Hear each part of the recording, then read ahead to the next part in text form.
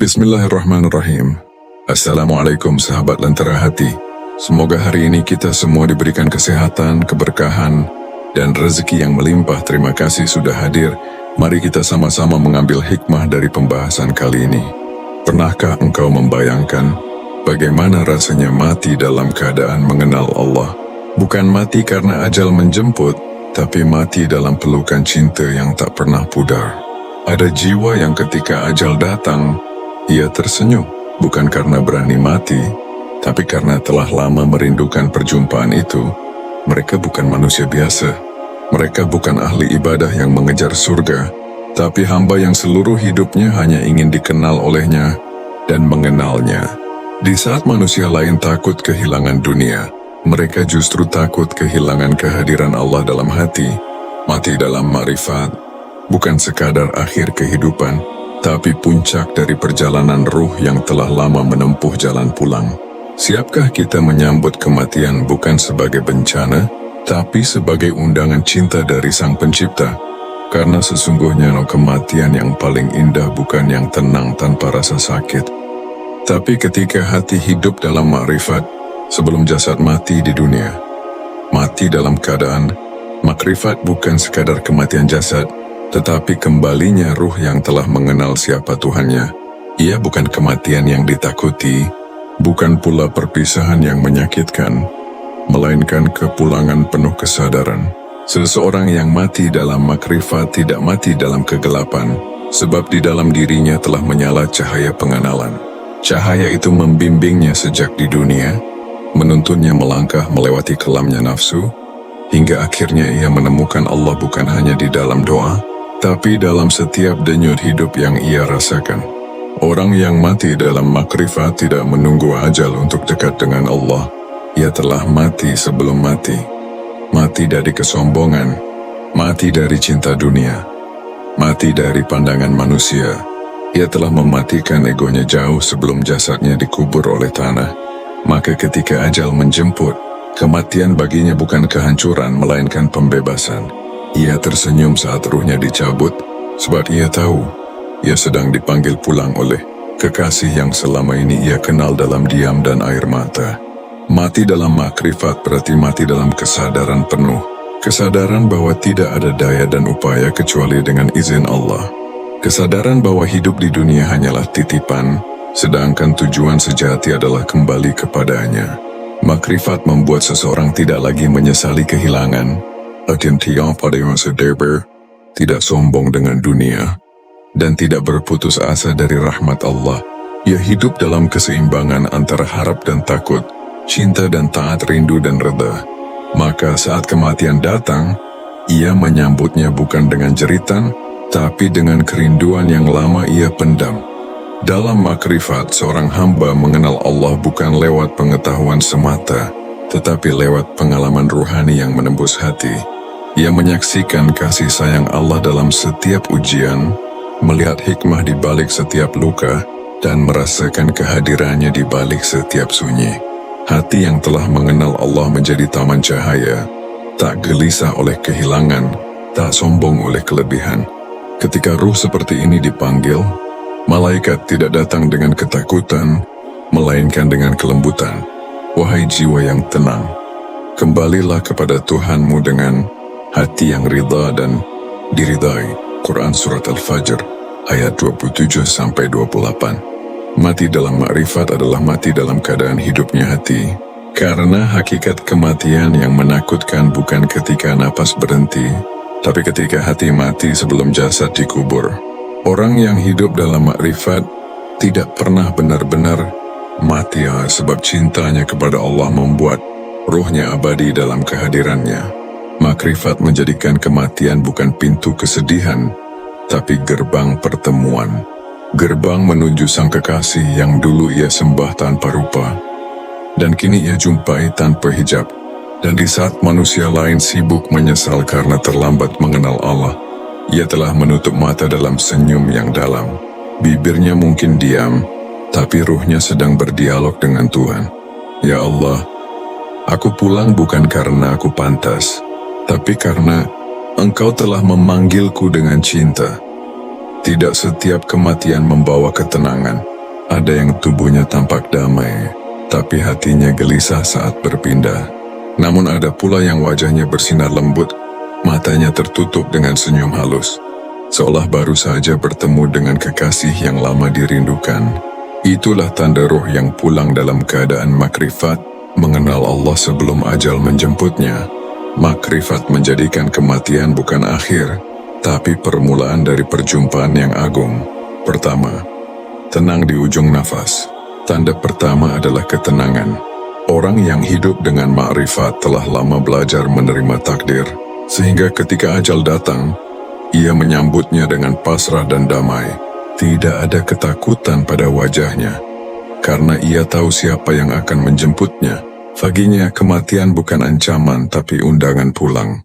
Jiwa yang telah mengenal Allah tidak lagi berontak ketika dipanggil, karena hatinya sudah terbiasa tunduk kepadanya, bahkan sebelum napas terakhir. Kedua, hati yang reda dan bersih. Makrifat melahirkan hati yang tenang, dan hati yang tenang selalu siap kembali. Mereka yang mati dalam makrifat biasanya telah berdamai dengan masa lalunya. Ia memaafkan semua yang menyakitinya, mengikhlaskan segala yang diambil darinya, dan memohon ampun sebelum dipanggil. Hatinya bersih dari dendam dan iri, sebab ia sadar tak ada satupun yang terjadi tanpa izin Allah. Maka kematiannya pun bersih, sebagaimana bersihnya jiwanya saat dilepaskan dari dunia. Ketiga, lidah yang terakhir menyebut nama Allah. Bukan kebetulan bila orang yang mati dalam makrifat berakhir dengan zikrullah di bibirnya. Itu bukan karena hafalan, tapi karena kebiasaan hati. Hati yang terbiasa berzikir akan membimbing lidahnya meski jasad melemah. Ia tidak sedang berpura-pura beriman di detik terakhir, sebab zikir itu telah menjadi napas hidupnya jauh sebelum kematian datang. Kalimat la ilaha illallah baginya bukan sekadar ucapan, tapi pernyataan cinta. Dan cinta itu ia bawa sampai akhir hayat. Keempat, wajah yang teduh dan cahaya yang lembut. Tidak semua wajah yang meninggal terlihat indah, tapi ada wajah yang tampak bercahaya walau tanpa cahaya lampu. Itulah tanda jiwa yang kembali kepada Allah dalam keadaan ridha dan diridai. Cahaya itu bukan dari luar, tapi dari dalam, dari hati yang selama hidupnya bersih, jujur, dan tulus dalam ibadah. Wajah yang teduh adalah bahasa ruh yang sedang berbahagia, karena ia tahu pintu yang dibuka baginya bukan pintu penyesalan, tapi pintu kasih sayang.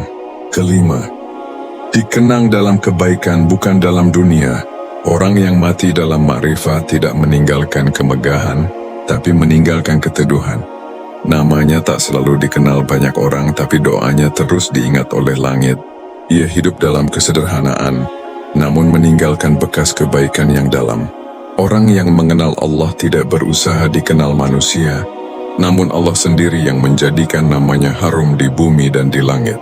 Itulah tanda makrifat yang benar, tersembunyi di dunia, namun dikenali di sisi Allah.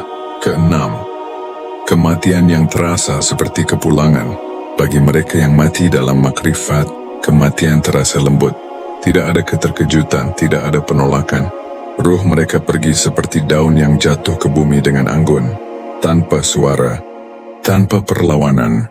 Karena selama hidup, mereka telah melatih diri untuk tidak menggenggam dunia terlalu erat. Dan ketika tiba waktunya, tangan mereka melepaskan segalanya dengan mudah, sebab yang mereka pegang hanyalah cinta Allah. Mati dalam makrifat bukan sekadar akhir kehidupan, tapi tanda sempurnanya perjalanan jiwa. Ia hidup dalam kesadaran, lalu mati dalam kerinduan. Ia mengenal Tuhannya di dunia, lalu bertemu dengannya di akhirat. Betapa indah kematian seperti ini. Saat dunia kehilangan satu jasad, tapi langit menyambut satu ruh yang pulang dengan cinta. Ketika ruh seorang arif, seorang yang mengenal Allah meninggalkan jasadnya, bumi menjadi saksi perpisahan yang indah. Bukan perpisahan yang menyakitkan, tapi kepulangan yang ditunggu-tunggu. Ruh itu telah lama bersiap, telah lama rindu, telah lama menanti panggilan halus dari langit. Ia tahu bahwa dunia hanyalah tempat singgah sementara, dan kematian bukan akhir melainkan pintu menuju keabadian yang dijanjikan. Bagi ruh yang mengenal Allah, sakaratul maut bukanlah kengerian. Ia bukan terseret oleh malaikat dengan kekerasan, tapi dijemput dengan kelembutan. Malaikat datang bukan sebagai penguasa yang menakutkan, melainkan sebagai sahabat dari alam cahaya, menuntun ruh itu keluar dari tubuhnya dengan kasih. Ia mendengar panggilan yang menenangkan. Wahai jiwa yang tenang, kembalilah kepada Tuhanmu dengan hati yang ridha dan diridai. Dan ketika kalimat itu bergema, ruh itu tersenyum sebab ia tahu ia dipanggil oleh suara yang selama ini ia dengar dalam diam hatinya. Ruh yang mengenal Allah tidak terikat pada dunia. Ringan karena hatinya tidak menumpuk beban cinta dunia. Ia pergi tanpa gelisah, sebab tak ada lagi yang ingin ditinggalkan. Semua yang dicintainya di dunia telah ia titipkan kepada Allah. Ia sedang menangis karena berpisah, sebab ia tahu tiada perpisahan bagi jiwa yang sudah mengenal Tuhannya. Hanya perubahan tempat dalam kehadiran yang sama. Yang ia rasakan bukan kehilangan, tapi kebebasan. Kebebasan dari batas, dari waktu, dari rasa, dan dari segala bentuk yang menutupinya dari pandangan ilahi. Setelah keluar dari jasadnya, ruh orang yang mengenal Allah tidak tersesat. Ia disambut oleh para malaikat yang bercahaya, oleh roh-roh suci yang lebih dahulu pulang. Wangi surga menyelimuti perjalanannya, dan setiap langkah ruh itu menuju cahaya terasa seperti mengingat rumah lama yang pernah ia kenal. Langit terbuka untuknya bukan karena amalnya, tapi karena cintanya. Cinta kepada Allah lah yang membuka pintu-pintu yang tak terlihat oleh mata dunia. Dalam perjalanan itu, ruh arif melihat hakikat semua yang pernah ia jalani di dunia. Setiap ujian yang dulu ia tangisi ternyata adalah latihan cinta. Setiap kehilangan yang dulu ia keluhkan ternyata adalah undangan untuk mendekat. Ia kini mengerti mengapa Allah menunda, mengapa Allah mengambil, mengapa Allah mengatur dengan cara yang tidak ia pahami dulu. Dan ketika semua rahasia itu terbuka, ruh itu menangis. Bukan karena menyesal, tapi karena terharu oleh kasih sayang Allah yang begitu sempurna. Kemudian ruh itu dibawa menuju taman-taman cahaya, tempat rehat sementara sebelum kebangkitan. Di sana ia tidak gelisah seperti ruh yang bingung, karena ia sudah mengenal arah pulang.